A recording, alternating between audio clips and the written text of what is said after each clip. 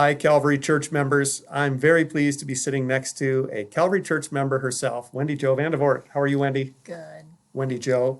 Want to thank you in a special way for being our young adult Bible study coordinator here at church. You've done a great job for over a year now in organizing our young adults, getting them together, and this week was a special week. We had our first electronic virtual meeting. Yeah, it was a something. It was. We'll figure it out. It's a work in progress. It's a work in progress. But no, I have you here because, well, you're a friend of Janine and I, you're a friend of many here in the church, and you're doing a great job. But you also have a special focus on agriculture. And today, here as a church, I want us to be thinking about and praying for our agricultural workers during this COVID-19 challenge, if you will. To remember that as hard as it is to get our food, there are people who are working to make sure it gets to us. And you're close to agriculture. Why does agriculture mean anything to you?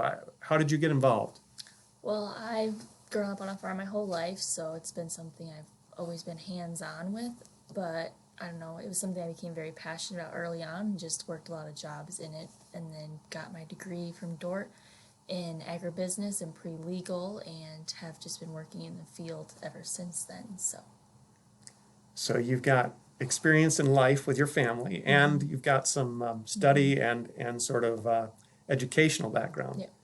Good. Well, if we were to stop and try to give thanks to God, because He's the one who uses all of these agriculturally related people, and then also give thanks to them in person, who are the type of people we're going to need to thank that get us our food? Yeah.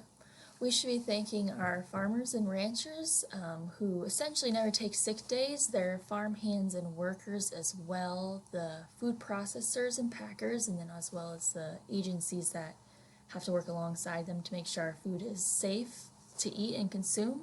The transportation individuals who get our food from processors to grocery stores, as well as the grocery workers themselves and any special niche producers who are selling straight to consumers or even in a farmer market setting. Some of these people are taking risk themselves, right, to get out and get us our food. Others are taking time away from your families to help us get our food. And we need to remember, too, that some of you are grocery store workers, and some of us are not so nice when we shop. We ask you a lot of difficult questions, and you're patient with us. Thank you. And we give thanks to God for you. Truck drivers, too. Barry Emmelkamp, it's your birthday. It was your birthday yesterday. Thank you for being a driver who gets food from place to place. But, of course, above all these things, who do we need to thank? The Lord Himself.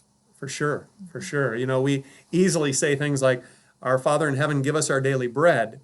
But then we sort of look to all these other means and forget He's the one who put them all in place. Yep.